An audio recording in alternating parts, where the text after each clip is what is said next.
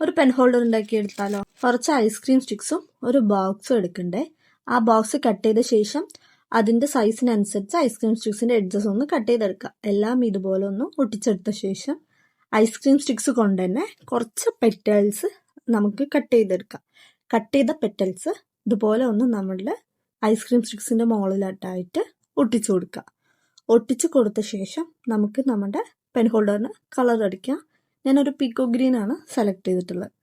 ആ കളർ അടിച്ച ശേഷം നമ്മുടെ സെൻറ്ററിലെ ഫ്ലവറിന് മാത്രം വിട്ടിട്ട് ബാക്കി എല്ലാവിടെയും അടിച്ചെടുക്കുക.